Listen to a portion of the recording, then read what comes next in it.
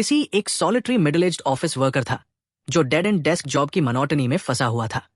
एक seemingly ordinary work day पर उसने अपनी गो टू एनर्जी ड्रिंक ज्यादा पी ली, जिसके कारण वो बेहोश हो गया। ये अलार्मिंग हेल्थ इंसिडेंट वो वेकअप कॉल था जिसकी उसे डेस्परेटली जरूरत थी ताकि वो ड्रास्टिक चेंज कर सके। उसने अपना जॉब छोड़ने का और अपना पुराना जीवन पीछे छोड़ने का फैसला किया, रीलोकेटिंग टू द कंट्रीसाइड और एक dull simple existence as a farmer अपनाने का।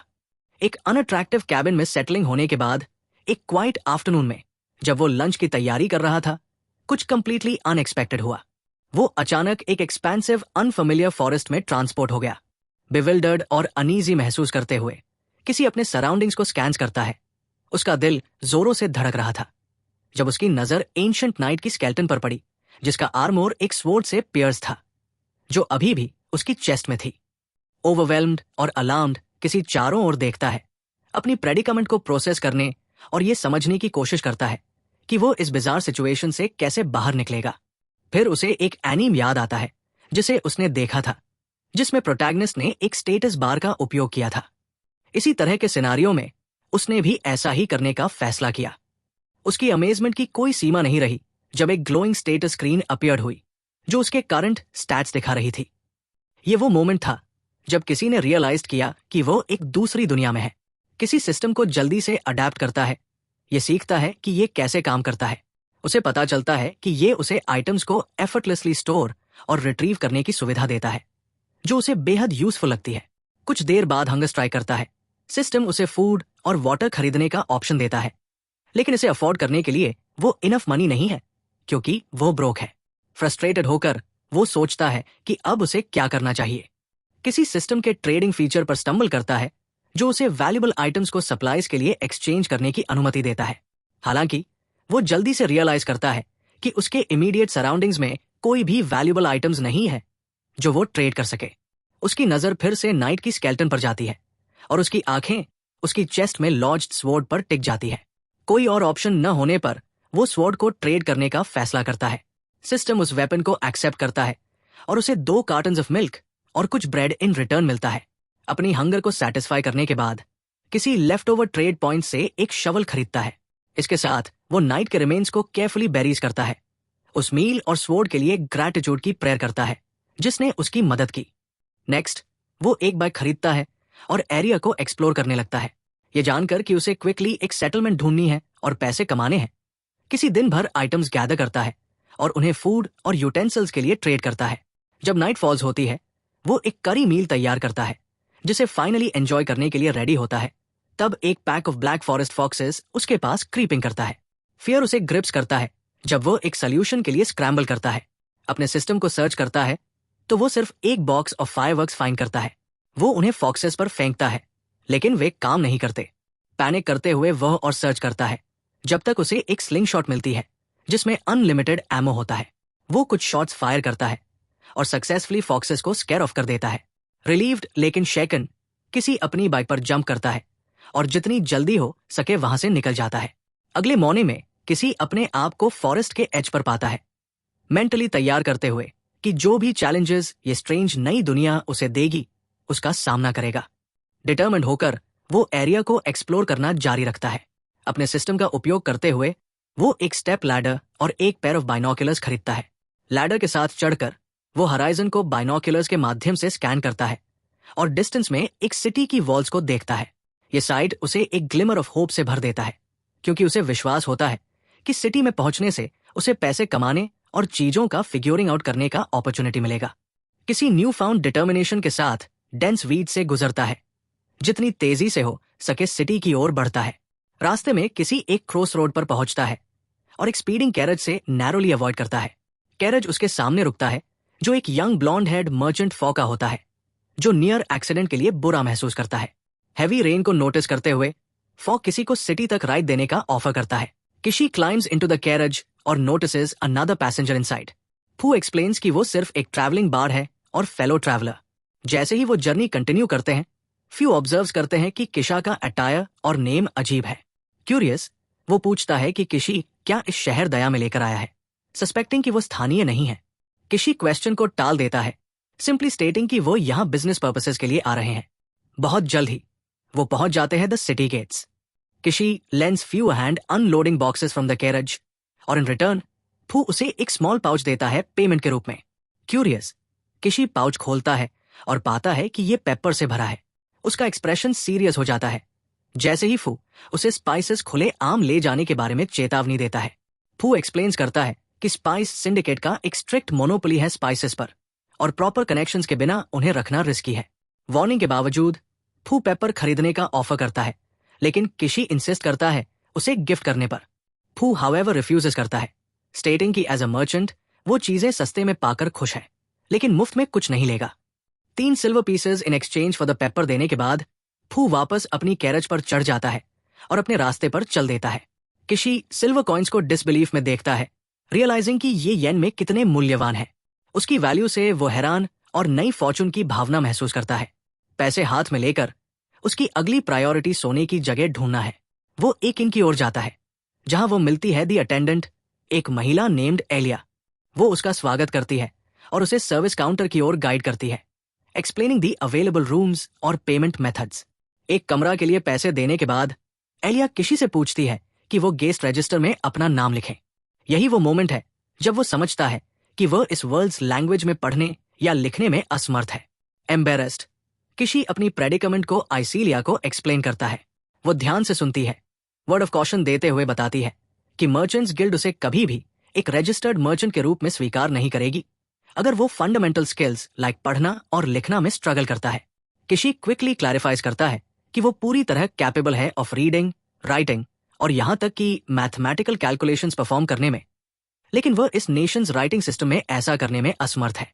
वेरीफाई करने के लिए एलिया उसे एक मैथ क्वेश्चन के साथ टेस्ट करती है। उसे एफर्टलेसली आंसर करते देख वो सरप्राइज हो जाती है। सैटिस्फाइड कि उसके पास एसेंशियल स्किल्स है, वो उसे गाइड करती है कि उसका नाम रजिस्टर में कैसे लिखा जाए। उसके बाद किशी पूछता है कि क्या वह उसे इस नेशंस लैंग्वेज में पढ़ना और लिखना सिखा सकती है, offering her some candy as a reward. Offer से एक्साइटेड एलिया तुरंत अग्री करती है। बात करते करते किशी सीखता है कि जमीन जहां वो है वो किंगडम ऑफ कादेन है, एक हायरार्कियल सिस्टम द्वारा गवर्न नेशन विद नोबल्स और एक किंग। किशी ने ज्यादा रात एलिया के साथ बिताई, ये जानकर कि देश की भाषा उसकी नेटिव जापानीज से ज्यादा अलग नहीं है। बेड पर लेटते हुए और हल्की ब्लश के साथ एलिया इंप्रेस्ड है कि किशी कितनी जल्दी इसे सीख जाता है, कॉन्फिडेंटली कंक्लूडिंग कि वह एक मर्चेंट के रूप में अच्छा करेगा। जब एलिया एक मोमेंट का रेस्ट लेती है, किशी थोड़ा बोर महसूस करता है और उसका पोर्ट्रेट स्केच करने का फैसला करता है। जब वो उसे ड्राइंग दिखाता है तो वो उसके लाइफ लाइक अपीयरेंस से अस्टॉनिश्ड है। रिमेंबरिंग ऑल द काइंडनेस किशी ने उसे अब तक दिखाया है, एलिया डीपली ब्लशेस करती है और जेंटली उसे बेड पर खींचती है ताकि अपने तरीके से उसका धन्यवाद कर सके। उस दिन बाद में किनिशी नीचे जाता है गिल्ड सेंटर, जहां वो मिलती है रिसेप्शनिस्ट को। वो उसे एक हैंड रिटन रजिस्ट्रेशन फॉर्म देती है फिल आउट करने के लिए। शुरू में वो कंफ्यूज होता है कि ये हैंड रिटन क्यों है, लेकिन फिर रियलाइजेस करता है कि उन्होंने अभी तक प्रिंटिंग टेक्नोलॉजी डेवलप नहीं की है। डिटेल्स भरने के बाद वो फॉर्म रिसेप्शनिस्ट को रिटर्न करता है, जो वैलिडेट करती है।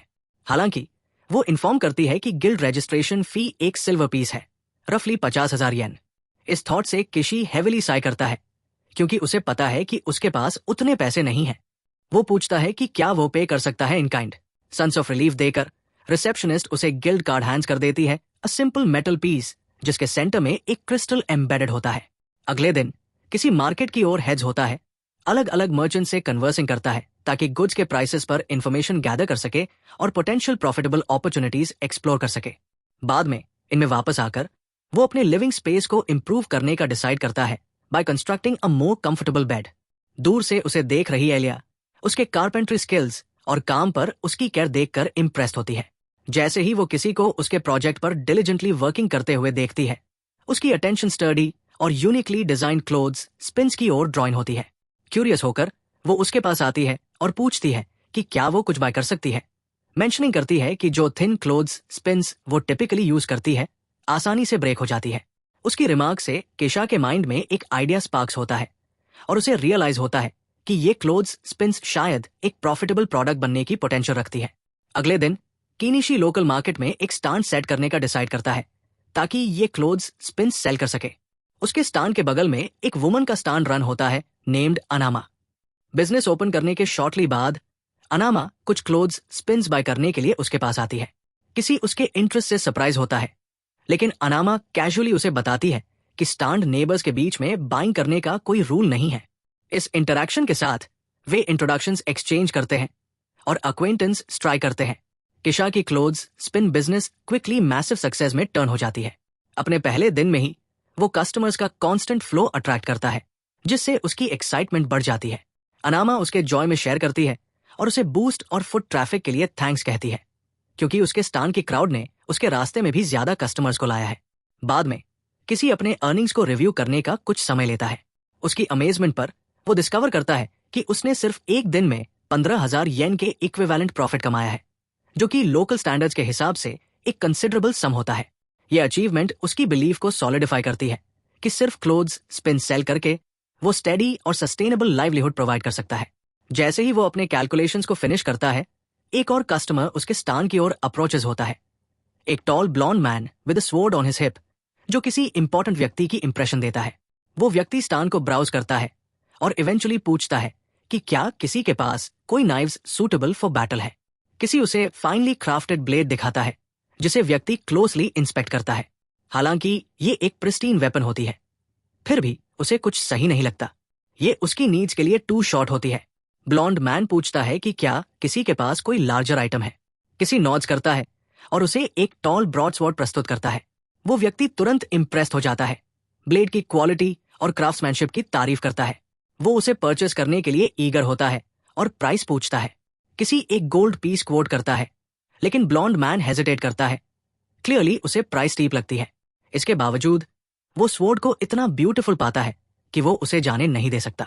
उनकी कॉन्वर्सेशन अचानक इंटरप्ट हो जाती है जब एक पर्पल हेड कैटगर्ल कहीं से आकर एस फेस को लिक करती है। अचानक जेस्चर से स्टार्ट होकर किसी बैकवर्ड स्टम्बल करता है और ग्राउंड पर गिर जाता है। उसके शॉक्ड रिएक्शन को नोटिस करके ब्लॉन्ड मैन कुछ देर साइलेंटली ऑब्जर्व करता है और फिर रियलाइज करता है कि शायद किसी ने पहले कभी बीस्ट फोक एनकाउंटर नहीं किया है। वो काम से किसी को समझाता है कि इस वर्ल्ड में बीइंग्स लाइक द कैटगर्ल एक नॉर्मल पार्ट होते हैं। कुछ देर बाद और बीस्ट फोक अराइव करते हैं और अपनी सिस्टर के इंपल्सिव बिहेवियर के लिए अपोलोजाइज करते हैं। उनमें से एक किशा के स्टान पर चढ़कर उसके ऊपर ड्रेप्ड क्लॉथ को ग्रैब करता है और एंथुजियास्टिकली अनाउंस करता है कि वो इसे बाय करने की इंटेंट रखता है। किसी इनिशियली उन्हें बताता है कि क्लॉथ सेल के लिए नहीं है, लेकिन अपॉर्चुनिटी को देखकर रिकंसिडर करता है और डिसाइड करता है कि वो क्लॉथ को 9 पीसेस ऑफ कॉपर में सेल करेगा, जिसमें एक कॉपर पीस की डिस्काउंट शामिल होगी। बीस्ट फोक के पास एग्जैक्ट अमाउंट नहीं होता। किसी उन्हें अश्योर्स करता है कि ये ठीक है और उनका चेंज कैलकुलेट करता है। बीस्ट फोक सस्पिशियसली उसे देखते हैं, अनश्योर होते हैं कि क्या वे उसके मैथ पर ट्रस्ट कर सकते हैं। जैसे ही टेंशन राइज होती है, ब्लॉन्ड मैन बात करता है और कंफर्म करता है कि किशास कैलकुलेशंस सटीक है। संतुष्ट बीस्ट फोक पैसे सौंपते हैं, कपड़ा लेते हैं और चले जाते हैं। गणनाओं के मामले में बीस्ट फोक को सबसे होशियार नहीं माना जाता है, तो ये समझ में आता है। गोरे आदमी ने किशा की ईमानदारी और इंजेन्युइटी से प्रभावित होकर आखिरकार तलवार खरीदने का निर्णय लिया। शहर में कहीं और एक मेड जिसने किशास कपड़े खरीदे थे, उन्हें अपने मालिक प्रिला को दिखाती है। मार्गरेट इंट्रिग्यूड पूछती है कि क्या इन्हें मैंशन में इस्तेमाल किया जा सकता है, ये बताते हुए कि ये नौकरानी के चोर्स को कितना आसान बना देंगे। प्रिम्यूला सहमत होते हुए सुझाती है कि अगले दिन और खरीदे जाएं। इस विचार को आगे बढ़ाते हुए वो सोचती है कि अपनी कंपनी के माध्यम से क्लोथ्स स्पिन्स बेचने का idea, recognizing them as a potential gold mine. इस अपॉर्चुनिटी से उत्साहित होकर वो आगे बढ़ने की अनुमति के लिए अपने पिता से मिलने के लिए दौड़ पड़ती है। उस इवनिंग किसी कुएं के पास नहा रहा है, ये सोचते हुए कि काश वो एक वार्म बाथ ले सकता, लेकिन वे अभी तक इन्वेंट नहीं हुए हैं। वो निर्णय करता है कि उसे खुद से एक बनाना होगा। स्टोर को देखकर अगर वहां कुछ है जो वो हॉट बाथ बनाने के लिए उपयोग कर सकता है, और उसे सेल के लिए एक बैरल मिल जाता है और इरादा करता है कि इसे पानी से भरकर आग के ऊपर रख देगा ताकि वो फिर से एक हॉट बाथ का अनुभव कर सके। अगर उसका आइडिया काम कर गया तो वो सोचता है कि वो इससे कुछ प्रॉफिट कमा सकता है। इसके अलावा किसी को अपने ऑनलाइन स्टोर स्क्रीन से बहुत लाभ हो रहा है, लेकिन उसे बिल्कुल नहीं पता कि ये वास्तव में कैसे काम करता है या पैकेजेस उसके पास पहले स्थान पर कैसे पहुंचते हैं। ऑनेस्टली ये लगभग सच होने के लिए बहुत अच्छा लगता है और किसी चिंता को हिला नहीं सकता कि अंततः ये उसकी आत्मा को पेमेंट के रूप में मांगेगा। जबकि क्लोथ्स स्पिन्स के साथ उसकी सफलता प्रोत्साहित करने वाली रही है, वो खुद से ये सोचता है कि वो किस नए प्रोडक्ट को विकसित कर सकता है जिससे समान परिणाम प्राप्त हो सके। हालांकि कोई ताजगी आइडियाज उसे नहीं सूझते। हताश होकर वो सीलिंग की ओर देखता है। उसके थॉट्स बड़े सवालों की ओर भागते हैं। फिलहाल इस पर ड्वेल करने का कोई पॉइंट नहीं है, इसलिए किसी रात को कॉल करने और कुछ स्लीप करने का फैसला करता है। इस बीच गहरे जंगल में एक यंग लड़की जिसका नाम एम टू नेमोन है भाग रही है। अगले दिन जब किसी अपने शॉप के दिन की तैयारी करता है तो वो अपने इन्वेंट्री में कुछ एडजस्टमेंट्स करने का निर्णय लेता है। वो अपने सिलेक्शन में कुछ ज्वेलरी जोड़ता है। ये जेन्युइन जेमस्टोन्स नहीं है, लेकिन उनकी आकर्षक उपस्थिति से वो एक मॉडेस्ट प्रॉफिट कमा सकेगा। उस मोमेंट पिछले दिन की मेड मार्गरेट आती है, ये कहते हुए कि वो और क्लोथ्स स्पिन्स खरीदने आई है। जब वो पूछता है कि उसे कितने चाहिए तो उसकी 100 की रिक्वेस्ट से वह चौंक जाता है। हालांकि क्योंकि उसके पास पैसे रेडी हैं, वो ट्रांजैक्शन आगे बढ़ाता है। जब किसी उसके लिए क्लोथ्स स्पिन्स पैक कर रहा होता है तो मार्गरेट का ध्यान उसके डिस्प्लेड ज्वेलरी की ओर जाता है। वो पूछती है कि क्या वे रियल डायमंड से बने हैं। किसी समझाता है कि ये पीसेस पॉलिश्ड ग्लास से बने हैं, लेकिन वे अभी भी काफी आकर्षक दिखते हैं। मार्गरेट फिर पूछती है कि क्या वो उसे एक रिजर्व कर सकता है ताकि वो बाद में खरीद सके। दिन सामान्य रूप से चलता है, लेकिन जैसे ही किसी दुकान बंद करने वाला होता है, पिछले दिन के बीस्ट फोक उसकी स्टोर में वापस आ जाते हैं। वे काफी गंभीर दिखते हैं और किसी को चिंता होती है कि वे उसे रफ अप करने के लिए हो सकते हैं। हालांकि मीली उसके पास आती है और आत्मविश्वास से दूसरों को बताती है कि वो डेफिनेटली उस पर स्पाइसेस की खुशबू महसूस कर सकती है। बाकी बीस्ट फोक चीयरिंग करते हैं और उत्सुकता से किसी से कुछ स्पाइसेस बेचने के लिए कहते हैं। उनकी उत्सुकता के बावजूद किसी हेजिटेट करता है। स्पाइस सिंडिकेट के बारे में सुनने के बाद और ये नहीं जानते हुए कि वे कैसे ऑपरेट करते हैं, या अगर उन्हें पता चला कि वह स्पाइसेस बेच रहा है तो वे क्या करेंगे। उसे लगता है कि ये बहुत रिस्की है। बीस्ट फोक उसे एक्सेप्शन बनाने की उम्मीद में कंटिन्यू करते हैं, लेकिन क्षेत्र के लोकल्स हस्तक्षेप करते हैं, ये समझाते हुए कि किसी जैसे नए व्यक्ति से उसकी बिजनेस को जियोपार्डाइज करने की उम्मीद करना अनरीजनेबल है। ये सुनकर बीस्ट फोक समझते हैं और पीछे हट जाते हैं। किसी उनके लिए कोई स्पाइसेस नहीं बेच सकता, लेकिन टेक्निकली ये किसी रूल्स को तोड़ना नहीं होगा यदि वह बस उनके साथ एक मील शेयर करता है।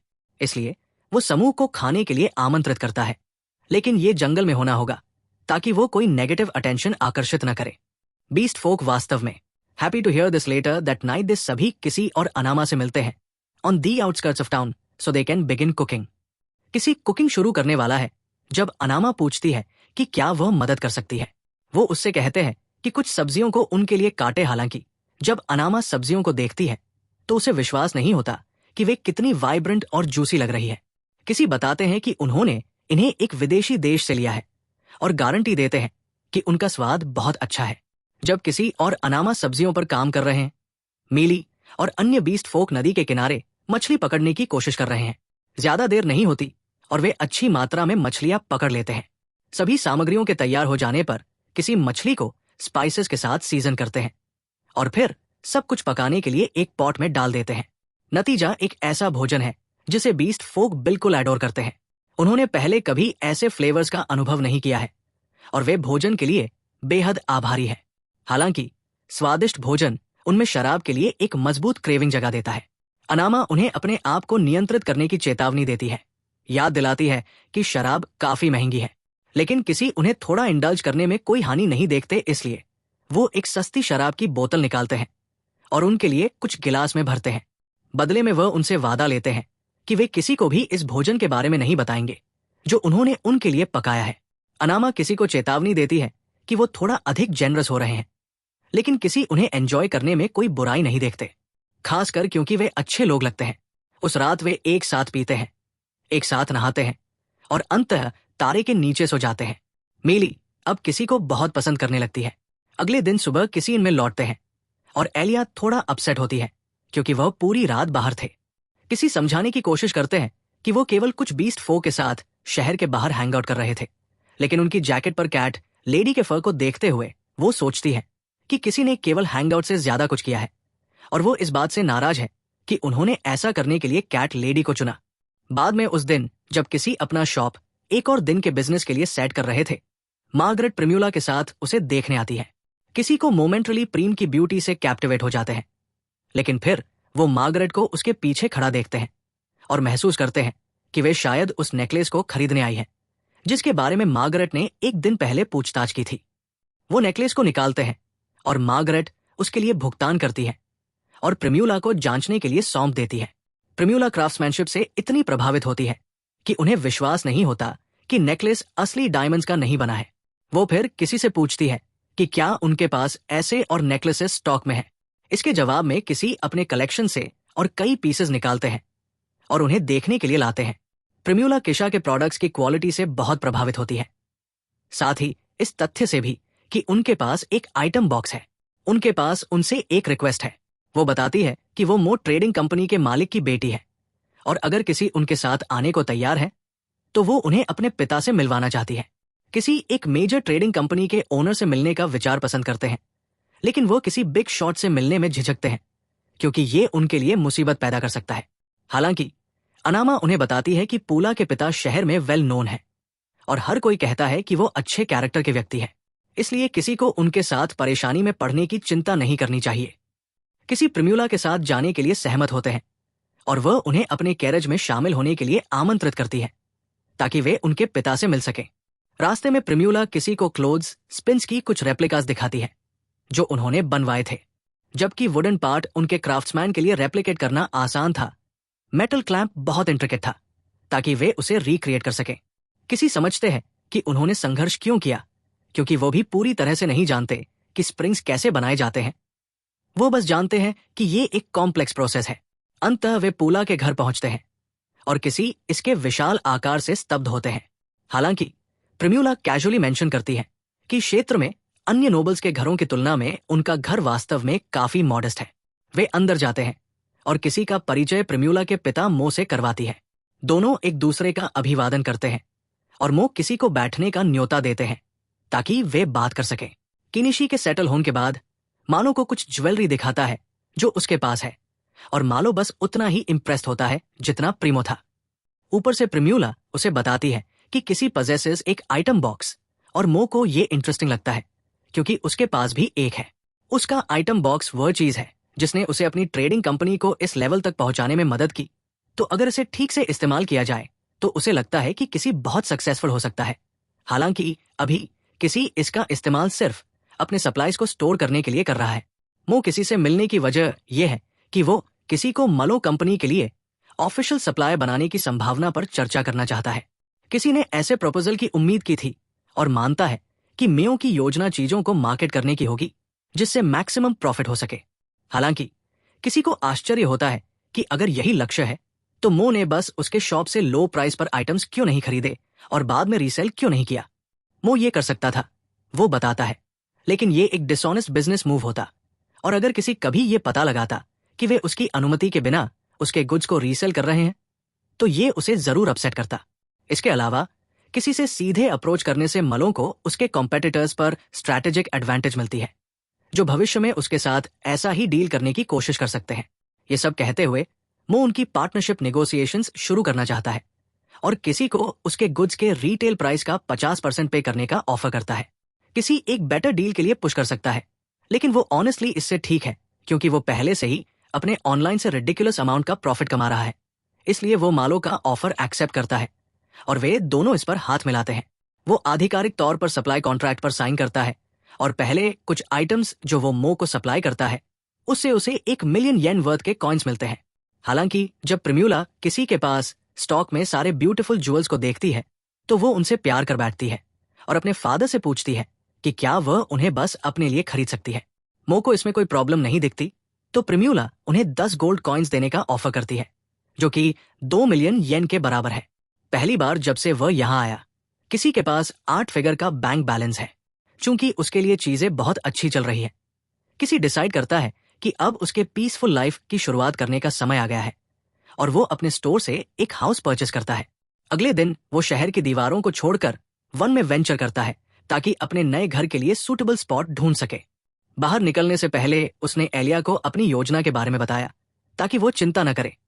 हालांकि उसे अजीब लगता है कि किसी जानबूझकर डेंजरस फॉरेस्ट में रहने का चयन करेगा बजाय इसके कि वो शहर की सुरक्षा में रहे। आखिरकार एक अच्छी लोकेशन खोजने के बाद किसी एक वीड वैकर खरीदता है और एरिया को साफ करना शुरू करता है। हालांकि उसे जल्दी ही एक इशू का सामना करना पड़ता है, जबकि उसके स्टोर की अधिकांश आइटम्स रीजनेबली प्राइस्ड है। फ्यूल हर दुनिया में महंगा होता है। हाई कॉस्ट का कोई रास्ता नहीं देखते हुए किसी डिसाइड करता है कि वो बस इसे डील करेगा और तब तक काम करता रहेगा जब तक वो सक्सेसफुली खुद के लिए फॉरेस्ट में मूव इन और आउट के लिए पाथ क्लियर नहीं कर लेता। उसके बाद उसे सभी ट्रीज को हटाना शुरू करना है, इसलिए वो चेनसॉ खरीदता है और कटिंग शुरू करता है। कई घंटों की हार्ड वर्क के बाद किसी अंतः एरिया में बहुत सारे ट्रीज को कट थ्रू कर चुका है, तो बस अब उसे उन्हें हटाना बाकी है। हालांकि जब वो ट्रीज को अपने आइटम बॉक्स में डालने की कोशिश करता है तो ये काम नहीं करता। ऐसा लगता है कि ट्रीज बहुत लंबे हैं, इसलिए उसे चेनसॉ निकालकर उन्हें मोर मैनेजेबल पीसेस में कट करना होगा। वो अंतर ट्रीज को 10 मीटर स्लॉग्स में शॉर्टन करता है और इस तरह वह उन्हें अपने आइटम बॉक्स में फिट कर सकता है। अब वो ट्री रिमूवल के लिए लगभग डन है। बाकी केवल ट्री स्टम्प्स को हटाना बाकी है, लेकिन ये बहुत काम होने वाला है और सूरज पहले ही सेटिंग हो रहा है, इसलिए वो डिसाइड करता है कि वो कल आकर इसे फिनिश करेगा।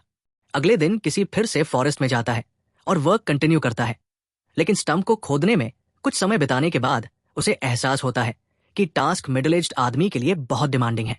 अपनी बैक को इंजर करने के रिस्क के बजाय वो एक बुलडोजर खरीदने का फैसला करता है। हालांकि जैसे ही वो इसे देखता है उसे रियलाइजेशन होता है कि वो सोच रहा था कि उसने 1.2 मिलियन येन खर्च किए हैवी मशीनरी पर केवल मैन्युअल लेबर से बचने के लिए। उसने स्प्लर्ज के बारे में कुछ रिग्रेट महसूस किया, लेकिन साथ ही खुद को स्ट्रेन न करने का विचार उसके दिमाग में आया कि ये वास्तव में एक स्मार्ट इन्वेस्टमेंट था या नहीं। उसने बुलडोजर इंजन चालू किया, लेकिन उसे पता चला कि ये डीजल पर चलता है और उसके स्टोर में डीजल नहीं बेचा जाता। ये उसे पैनिक में डाल देता है, क्योंकि इतना पैसा कुछ ऐसा पर खर्च करना जिसे वो यूज भी नहीं कर सकता ओवरवेलमिंग था। उसने एक पल के लिए सोचा और रियलाइज किया कि वो शायद केरोसिन और कुछ एडिटिव्स मिलाकर अपना खुद का डीजल बना सकता है। लेकिन जब वो इसे आजमाने के बारे में सोच रहा था, उसे समझ में आया कि यदि मिश्रण का प्रोपोर्शन गलत हुआ तो वो बुलडोजर इंजन को नष्ट कर सकता है। इसलिए सेफ्टी के लिए उसने डीजल जनरेटर पर अपने मिश्रण को पहले टेस्ट करने का फैसला किया। उसे भरने के बाद उसने इसे चालू करने की कोशिश की और ये ठीक से काम करने लगा। तो उसे पता चला कि उसका होममेड डीजल बुलडोजर के साथ काम करेगा। वो कल लौटने का इरादा करता है ताकि काम पूरा कर सके। इस बीच उसे यहाँ के सारे बग्स के बारे में कुछ करना था, इसलिए अगले दिन उसने लोकल मैजिक शॉप जाने का फैसला किया ताकि कुछ बग रेपेलेंट मैजिक स्टोन्स खरीद सके। जब किसी ने शॉप में कदम रखा, शॉप के मालिक विजर्ड ने उसका स्वागत किया और पूछा कि वो कहाँ से आया है, क्योंकि उसने उसे पहले कभी नहीं देखा था। किसी ने बताया कि वह एक फॉरेनर है जिसने हाल ही में टाउन में एक शॉप खोला है और बग रेपेलेंट स्टोन्स खरीदने के लिए आया है। विजर्ड ने उसे बताया कि स्टोन्स की कीमत 3 सिल्वर कॉइन्स है, जो काफी प्राइसी थे। नेगोशिएशन के लिए कोशिश करते हुए किसी ने विजर्ड को 2 संतरे देने का प्रस्ताव दिया ताकि कीमत को कम किया जा सके। चूंकि विजर्ड ने पहले कभी संतरे नहीं देखे थे, उसने सोचा कि वे रेयर और एग्जॉटिक फल है और उसने ट्रेड के लिए किसी को डिस्काउंट देने के लिए सहमति दी। उसी दिन बाद में किसी ने एनामा से बातचीत की जिसने बताया कि विजर्ड इनक्रेडिबली नॉलेजेबल है और किसी ऐसे व्यक्ति के बराबर है जिसे फ्रेंड बनाया जा सकता है। जिसके विपरीत शगा एक वांटेड क्रिमिनल जिसका पोस्टर्स टाउन में हर जगह दिख रहे हैं, बैंडिट ग्रुप का लीडर है। शगा के सिर पर सब्सटैंशियल बाउंटी थी। उसी रात उसने एक कैरेज पर रेड किया जो स्लेव्स को ट्रांसपोर्ट कर रही थी, जिससे सभी लोग सोच रहे थे कि वो उनके साथ क्या करने वाला है। अगले दिन किसी फॉरेस्ट में लौट आया, ईगर की आखिरकार अपने बुलडोजर का उपयोग कर सके।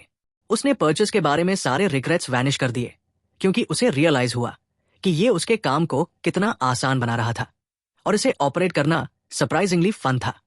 इसके साथ ही उसकी ड्रीम की वो वुड्स में एक पीसफुल लाइफ जी सके को पूरा करने के रास्ते में कुछ भी खड़ा नहीं हुआ। हालांकि बुलडोजर पर इतना खर्च करने के बाद उसकी फाइनेंसेस लगभग खत्म हो गई, forcing him to pause any further construction for the time being. कुछ समय बाद किसी फिर से मालो और प्रिम्यूला से मिला, होपिंग कि वो उन्हें कुछ सॉल्ट और शुगर डिसेंट प्रॉफिट पर बेच सके। मालो ने शुगर ट्राई किया और उसकी क्वालिटी से इंप्रेस हुआ, लेकिन दुर्भाग्यवश वो इसे किसी से नहीं खरीद सका, क्योंकि स्टेट के पास एक्सक्लूसिव राइट्स थे कि वो शुगर और सॉल्ट का ट्रेड करे, जिसका मतलब था कि यदि वो अनलाइसेंस्ड सोर्स से इसे खरीदता तो उसे सीरियस ट्रबल का सामना करना पड़ता। हालांकि जिन ज्वेल्स को किसी ने मालो को पहले बेचा था वे शेल्फ से उड़ रहे थे, इसलिए मालो और खरीदने के लिए ईगर था। इस बार जो एडिशनल ज्वेल्स किसी ने बेचे उससे उसे 15 गोल्ड कॉइन्स मिले, जो कि लगभग 3 मिलियन येन के बराबर था। इस न्यू फाउंड वेल्थ के साथ किसी के पास आखिरकार लॉग कैबिन खरीदने के लिए पर्याप्त पैसे हो गए, जिसे उसने अपने स्टोर में देखा था। उसे अभी भी अमेजमेंट था कि स्टोर पूरे कैबिन्स बेचता था, और वो भी सिर्फ 1.7 मिलियन येन में। ये लगभग बहुत अच्छा लगा, लेकिन किसी ने अवसर को गंवाना नहीं चाहा, इसलिए उसने लॉग कैबिन खरीद लिया। दुर्भाग्यवश कैबिन शायद वॉलमार्ट से सोर्स था, क्योंकि जैसे ही किसी ने इसे खरीदा, वो वुडन प्लैंक्स के पहाड़ के नीचे दब गया और उसे सेट ऑफ इंस्ट्रक्शंस मिले जो उसे समझ में नहीं आ रहे थे। उसने एक पल लिया और इंस्ट्रक्शंस को मैन्युअली पढ़ा, और उसे डर था कि कैबिन को असेंबल करना एक एनॉर्मस हेडेक बनने वाला है। हालांकि चूंकि उसने इसके लिए पेमेंट कर दी थी, उसके पास इसे पूरा करने के लिए कोई और चारा नहीं था। जैसे ही किसी ने काम करना शुरू किया, कंस्ट्रक्शन द बीस्ट फोक ही हेल्प पहले पास में से गुजर रहे थे, और उनकी सहायता के एक जेस्चर के रूप में वे उसे मदद करने का डिसाइड करते हैं। कुछ हफ्तों बाद बीस्ट फोक की मदद से किसी लगातार अपने लॉग कैबिन बनाने में प्रोग्रेस करता है, जबकि वो अभी भी अपना स्टॉल चला रहा है। लगभग 1 महीने की हार्ड वर्क के बाद कैबिन आखिरकार फिनिश हो जाता है। किसी जानता था कि वो बीस्ट फोक की मदद के बिना इसे इतनी क्विकली पूरा नहीं कर सकता था, इसलिए अपनी ग्रैटिट्यूड दिखाने के लिए वो उनके लिए एक बारबेक्यू पार्टी करता है। हालांकि कैबिन अपने आप में डन हो चुका है, किसी के पास अभी भी एक लंबी लिस्ट ऑफ टास्क है जिसे उसे अकेले हैंडल करना है, जैसे दीवारों और छत को पेंट करना और बिजली की व्यवस्था करना। उसे सभी आवश्यकताओं को सॉर्ट आउट करने में 1 और महीने का समय लगता है, लेकिन जब सब कुछ जगह में होता है तो कनिशा का घर पूरी तरह से सेल्फ सफिशिएंट बन जाता है। वो अपने घर और फार्म के चारों ओर एक फेंस बनाता है, और बिजली के लिए वो कुछ सोलर पैनल्स इंस्टॉल करता है। जब उसका ड्रीम होम आखिरकार कंप्लीट हो जाता है, किसी इसका सेलिब्रेशन एक नाइस वार्म बाथ का आनंद लेने से करता है। हालांकि उसे अभी भी इंडोर प्लम्बिंग कैसे इंस्टॉल करना है ये समझना है, क्योंकि बाथ को भरने के लिए उसे कई बाइक ट्रिप्स लगानी पड़ी। अगले मॉर्निंग किसी इनकी ओर जाता है ताकि एलिया को बता सके कि उसने अपना फॉरेस्ट कैबिन पूरा कर लिया है और अब इनमें नहीं रहेगा। एलिया थोड़ी सरप्राइज्ड है, क्योंकि उसने नहीं सोचा था कि किसी जंगल में घर बनाने की बात सीरियसली ले रहा था। फिर भी वो उसके लिए खुश है और प्राउड है कि उसने अपने गोल्स में से एक को अचीव किया है, भले ही इसका मतलब ये हो कि वो उसे अब अक्सर नहीं देख पाएगी। अगले दिन किसी अपने कैबिन में जागता है और मौसम इतना सुंदर होता है कि वो बाहर जाने और स्थानीय फ्लावर्स की फोटोज लेने का डिसाइड करता है। हालांकि उसकी शांत आउटिंग अचानक तब बाधित होती है जब एक एरो उसके पास से विजिट करता है और उसे लगभग हिट कर देता है। स्टार्टल्ड किसी अपनी बाइक से गिर जाता है, लेकिन अटैक रुकता नहीं है और अधिक एरोस फायर होते हैं, जिससे वो एक ट्री के पीछे शेल्टर लेने को मजबूर हो जाता है। दोषी एक नए बीस्ट फोक के समूह के रूप में निकलते हैं जो जंगल में रहते हैं। वे बताते हैं कि वे शिकार कर रहे थे और उसे गलती से एक खतरे के रूप में अटैक कर दिया। हालांकि किसी को यह समझने के बाद कि वो जंगल में कैबिन बनाने वाला मानव है, वे स्टिल हॉस्टाइल रहते हैं और उसे मारने का डिसाइड करते हैं। किसी के पास कोई आइडिया नहीं है कि ये बीस्ट फोक उसे क्यों अटैक कर रहे हैं, लेकिन वो नहीं बैठने वाला और उन्हें अपनी मर्जी करने देने वाला नहीं है। वो अपने इन्वेंट्री में पहुंचता है, अपना स्लिंग शॉट निकालता है और वापस फायर करता है। बीस्ट फोक ये देखकर हैरान हो जाते हैं कि सीमिंगली वीक ह्यूमन लड़ाई कर रहा है। वे अपने एक्शंस पर डाउट करना शुरू करते हैं जब किसी फायरवर्क्स फेंककर एस्केलेट करता है और अपना एक्सकवेटर बाहर निकालता है। वे डिसाइड करते हैं कि उनके पास ये जानने की कोई दिलचस्पी नहीं है कि ये कैपेबल ऑफ क्या है, और जल्दी से भाग जाते हैं। पूरी घटना से पजल रह गया, किसी अचानक एक वुंडेड एनिमल के दर्द में चिल्लाते हुए सुनता है जो एक ट्री के बेस के पास है। पुअर क्रीचर को पैर में गोली लगी है और वो शायद ज्यादा लंबे समय तक सर्वाइव नहीं कर पाएगा अगर किसी तेजी से एक्ट नहीं करता।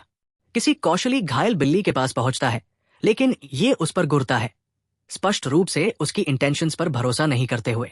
किसी ने काटने का जोखिम नहीं उठाना चाहता, वो एहतियात के तौर पर कुछ कुशन आर्मोर खरीदता है। हालांकि जब वो तीर को हटाना शुरू करता है, बिल्ली मुश्किल से रेजिस्ट करती है। ऐसा लगता है कि इसकी स्टैमिना खत्म हो गई है। इससे किसी को इसकी चोटों का इलाज करने में बहुत आसानी हो जाती है। वो वाउंड को डिसइंफेक्ट करने के लिए अल्कोहल की एक बोतल खरीदता है और फिर कुछ एंटीबायोटिक क्रीम लगाता है। जबकि इमीडिएट वुंड्स का इलाज किया गया है, ये कोई गारंटी नहीं है कि बिल्ली जंगल में छोड़े जाने पर सर्वाइव करेगी। इसलिए किसी डिसाइड करता है कि इसे अपने घर वापस ले जाएगा। किसी बिल्ली को आराम करने के लिए एक कंबल सेट करता है, लेकिन ये अभी भी 1 इंच नहीं हिला है जब से उसने इसका इलाज किया है, जिससे उसे चिंता होती है। उसने इस टाउन में कोई वेटरनरियंस नहीं देखा है, लेकिन वो सोचता है कि वहां शायद कुछ हीलिंग मैजिक हो जिसे वो यूज कर सकता है, इसलिए वो विजर्ड से कंसल्ट करने का डिसाइड करता है। किसी की स्टोरी सुनने के बाद विजर्ड ये निष्कर्ष निकालता है कि जो एनिमल उसने पाया वो शायद एक बॉबकैट है। हालांकि विजर्ड को इसे हील करने का कोई मतलब नहीं लगता। ये सुझाव देता है कि किसी इसे किल करके इसका फर डिसेंट प्रॉफिट के लिए सेल कर सकता है। समझते हुए कि विजर्ड अधिक मददगार नहीं होगा, किसी फिर बाहर जाता है। Millie happens to be passing by, so she jumps on him and starts sniffing around. वो बॉबकैट की खुशबू उसकी बॉडी पर स्मेल करती है और उसके लोग बॉबकैट्स को गॉड के मैसेंजर्स के रूप में देखते हैं, इसलिए वो बहुत एक्साइटेड है और इसे खुद देखना चाहती है। वो किसी का पीछा करती हुई उसके हाउस में जाती है और जैसे ही वो बॉबकैट को देखती है, वो पहले से ही बता सकती है कि उसकी चोट डॉग बीस्ट फो के कारण हुई थी, इसलिए वो उन्हें सबक सिखाने की कसम खाती है। इस बीच बॉबकैट थोड़ी बेटर लग रही है, लेकिन ये बार बार अपनी चोट को चाटने की कोशिश करता है, इसलिए किसी को उसके सिर पर कोन स्टिक करना पड़ता है। मीली किशा की हेल्थ केयर प्रोवाइड करने की स्किल से इंप्रेस होती है और पूछती है कि क्या वो डॉक्टर है, लेकिन वो मॉडेस्टली रिप्लाई करता है कि उसे सिर्फ बेसिक फर्स्ट एड आता है। बॉबकैट को बचाने के लिए उसे थैंक्स कहना चाहती हुई मीली बाहर जाती है और क्विक हंटिंग करती है। कुछ बर्ड मीट लेकर आती है और उसे गिफ्ट के रूप में पेश करती है। केनिशी उसे ग्रिल करता है और उनके डिनर के लिए, और खाने के बाद मीली थकान महसूस करती है और पूछती है कि क्या वह रात भर स्टे कर सकती है। किसी सवाल करता है कि क्या उसके लिए अपना काम छोड़ना ठीक है, लेकिन मीली जोर देती है कि वो मोमेंट में बॉबकैट की जिम्मेदारी के बारे में अधिक चिंतित है। किसी उसे स्टे करने के लिए सहमत हो जाता है, लेकिन चूंकि उसके पास सिर्फ एक बेड है, मीली सुझाव देती है कि वे इसे शेयर करें। उस रात mealy somehow ends up on top of किसी। कुछ दिन बाद कैट काफी हेल्दियर दिख रही है, इसलिए किसी डिसाइड करता है कि अब उसकी फार्म पर काम शुरू करने का समय है, जबकि वो आसानी से सीडलिंग्स और टूल्स खरीद सकता है। पानी का मुद्दा अभी भी एक चैलेंज है। हर बार अपनी क्रॉप्स को वाटर करने के लिए नदी पर दौड़ना बहुत इनकन्वीनियंट होगा। उसका पहला थॉट है एक पंप के साथ एक वेल बनाना, लेकिन वो तय करता है कि ये काम किसी और दिन के लिए छोड़ देगा, क्योंकि वो अब टैकल करने के लिए बहुत एग्जॉस्टेड है। उस रात वो बेड पर जाता है, सिर्फ अगले मॉर्निंग में बॉबकैट को अपने पेट पर जंपिंग करते हुए देखने के लिए। हालांकि ये थोड़ा पेनफुल है। किसी ग्लैड है कि बॉबकैट इतनी फुल ऑफ एनर्जी है। उसकी रिकवरी में कॉन्फिडेंट महसूस करते हुए वो उसका कोन रिमूव करता है और उसे फ्री होकर जंगली में वापस जाने देता है। अब वेल मैटर पर वापस, कामिशी कुछ दिन स्टॉल चलाने से छुट्टी लेने का डिसाइड करता है ताकि वो उस पर काम कर सके। वो ग्राउंड में एक होल ड्रिल करता है और एक इलेक्ट्रिक पंप इंस्टॉल करता है ताकि अब उसे fresh water whenever he needs it मिल सके। सेलिब्रेटिंग के लिए वो अपने बाथ को फिलिंग करना शुरू करता है ताकि वो सो कर सके, लेकिन अचानक उसे प्रिम्यूला की आवाज सुनाई देती है। वो यहाँ देखकर सरप्राइज्ड है, इसलिए प्रिम्यूला एक्सप्लेन करती है कि उसने आज अपना शॉप नहीं खोला, इसलिए वो थोड़ा वरीड हो गई और मीली ने उसे लॉग कैबिन के बारे में बताया, इसलिए उसने उसे विजिट करने का डिसाइड किया। वो इम्प्रेस्ड है कि किसी ने ये सब अपने खुद बिल्ड किया, लेकिन फिर वो उसके हाउस के पास जाइंट एक्सकवेटर देखती है, इसलिए वो उससे इसके बारे में पूछती है। किसी को ये एक्सप्लेन नहीं करना चाहती कि ये चीज कैसे काम करती है, इसलिए वो सिर्फ कहता है कि ये उसका सम्मन फैमिलियर है, सिंपल रखने के लिए। प्रिम्यूला पूरी तरह से उस पर विश्वास करती है, लेकिन अब वो सोचती है कि किसी मैजिक कर सकता है, इसलिए वो उससे पूछता है कि जब वो घर वापस जाएं तो ये सीक्रेट रखे। इस समय दिन के city gates likely already closed है, मतलब प्रिम्यूला घर रिटर्न नहीं कर पाएगी। वो पूरी तरह अवेयर है, यही वजह है कि उसने किसी के प्लेस पर रात बिताने का प्लान किया। इवन व्हेन किसी पॉइंट आउट करता है कि उसके पास सिर्फ एक बेड है, वो जोर देती है कि ये कोई इशू नहीं है। पीछे बैरल नोटिसिंग करते हुए वो पूछती है कि ये क्या है, और किसी एक्सप्लेन करता है कि ये एक हॉट बात है। एक्साइटेड बाय द आइडिया, प्रिम्यूला पूछती है कि क्या वह इसे ट्राई कर सकती है। बाय नाइटफॉल किनिशी बात को हीट करता है और प्रिम्यूला ईगली उसमें जाती है, सूदिंग वार्मथ का आनंद लेती है। हालांकि जंगल के बीच में होने के कारण उसे थोड़ा अनईजी फील होने लगता है, इसलिए वो किसी को बुलाती है। वो उसे रियश्योर करता है कि वो बस दीवार के दूसरी ओर बैठा है, लेकिन प्रिम्यूला कहती है कि वो अधिक कंफर्टेबल फील करेगी अगर वो उसे फेस टू फेस देख सके। अपने बात को खत्म करने के बाद किसी प्रिम्यूला को चेंज करने के लिए बाथरोब देता है। वो इसकी वार्म और कोजी फीलिंग से प्यार करती है और तुरंत पूछती है कि क्या वह इसे खरीद सकती है। किसी शुरू में कहता है कि ये बिक्री के लिए नहीं है, लेकिन उसके परसिस्टेंट बैजिंग के बाद वो उसे कपल ऑफ बाथरोब्स बेचने के लिए सहमत हो जाता है। बाद में वो उसे नाइट गाउन देता है। Wear for bed and primula amazed है variety of high quality items किसी के पास है। वो कॉन्फिडेंटली उसे बताती है कि अगर वो चाहें तो वो आसानी से किंगडम का ग्रेटेस्ट मर्चेंट बन सकते हैं। लेकिन किसी समझाता है कि उसे ऐसी एम्बिशन में कोई इंटरेस्ट नहीं है, क्योंकि इससे लोकल नोबल्स का अनवांटेड अटेंशन और अननेसेसरी ट्रबल अट्रैक्ट होगा। उसे बस एक पीसफुल लाइफ जीनी है और इतना पैसा कमाना है कि वो कंफर्टेबल रह सके। ये सुनकर प्रिम्यूला उसे ये भरोसा देती है कि वो जो कर सकेगी करेगी, ताकि वो अपनी क्वाइट और सिंपल लाइफस्टाइल मेंटेन कर सके। थोड़ी देर बाद वे बेड के लिए जाते हैं, लेकिन किसी नहीं चाहता कि मीली के साथ जो हुआ वो फिर से दोहराया जाए। इसलिए वो प्रिम्यूला के लिए एक सेकंड बेड खरीदने का फैसला करता है, ताकि रात में किसी प्रकार की फनी बिजनेस से बचा जा सके। इसी बीच आउटलॉस कैंप में शगा को किसी बहुत इंपॉर्टेंट व्यक्ति से एक जॉब मिलती है, इसलिए ये भविष्य में ट्रबल आ सकती है। अगली मॉर्निंग किसी प्रिम्यूला को उसके घर वापस ले जाता है और वहां रहते हुए वो मो से रोब्स के बारे में बात करता है, जिन्हें प्रिम्यूला ने पूछा था। मो उस स्ट्रेंज फैब्रिक से इंट्रिग्यूड है, इसलिए उसे लगता है कि ये बहुत अच्छी तरह बिकेगा। और चूंकि वे इसी टॉपिक पर हैं, किसी कुछ और स्पाइसी बेचने की पॉसिबिलिटी भी लेकर आता है। प्रिम्यूला सर्टनली इंटरेस्टेड लगती है, लेकिन मो तुरंत उस आइडिया को शट डाउन कर देता है। तभी मार्गरेट कमरे में प्रवेश करती है और लेजर्स देने आती है, जिनकी मो ने रिक्वेस्ट की थी। किसी की क्यूरियोसिटी देखकर मो समझाता है कि वो पुराने लेजर्स को रीराइट कर रहा है, क्योंकि एम्पायर ने हाल ही में सेल्स ट्रैक करने के लिए एक brilliant new system double entry book keeping introduce किया है। किसी स्टन हो जाता है, क्योंकि डबल एंट्री सिस्टम जापान में एक स्टैंडर्ड प्रैक्टिस था। ये उसे मो द्वारा पहले कही गई उस बात की याद दिलाता है कि एम्पायर की रैपिड ग्रोथ सर्टन मैन के इन्वेंशंस द्वारा ड्रिवन है। जैसे ही ये होता है, मो का एक लेटेस्ट इन्वेंशन टेस्ट करने जा रहा था, जो किसी की सरप्राइज के लिए एक पिचर पंप निकला। ये रेवलेशन केवल किसी की सस्पिशंस को हाइटन करता है, क्योंकि एक पिचर पंप जैसा एडवांस्ड कुछ क्रिएट करने के लिए प्रायर नॉलेज की आवश्यकता होती है, जो स्ट्रांगली सजेस्ट करता है कि जापान से कोई और भी इस दुनिया में भेजा गया हो सकता है। कमिशी स्लाइटली अनईजी महसूस करता है कि उसे कंपटीशन मिल सकता है।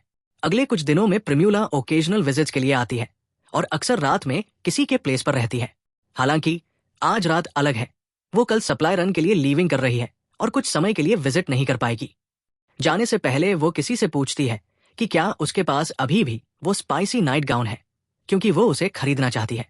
क्यूरियस किसी जोकिंगली पूछता है कि क्या वह किसी को सेड्यूस करने की कोशिश कर रही है, और उसकी सरप्राइज के लिए प्रिम्यूला मान लेती है कि वो व्यक्ति खुद किसी है। किसी ऑफ गार्ड पकड़ लिया जाता है और नहीं जानता कि कैसे रिस्पॉन्ड करे। उसे नहीं लगता कि प्रिम्यूला के साथ इस प्रकार का रिलेशनशिप रखना अप्रोप्रिएट होगा, खासकर चूंकि वो मालो के दोस्त है, और वो डाउट करता है कि मालो प्रिम्यूला को एक ओल्डर मैन का परसुएट करने अप्रूव करेगा। हालांकि प्रिम्यूला उसे आश्वस्त करती है कि उसके पिता ने पहले ही उसकी ब्लेसिंग दे दी है, इसलिए ये इशू नहीं होगा। फिर भी किसी अपने जीवन में चल रही हर चीज से ओवरवेल्म्ड महसूस करता है और प्रिम्यूला को बताता है कि वो अभी रिलेशनशिप के लिए रेडी नहीं है, पूछते हुए कि क्या वो कॉन्वर्सेशन को होल्ड पर रखने के लिए विलिंग होगी। प्रिम्यूला सहमत हो जाती है, लेकिन एक रिक्वेस्ट करती है। वो किसी के साथ कम से कम एक बार सैम बेड शेयर करना चाहती है, भले ही सिर्फ उसके बिसाइड सोने के लिए।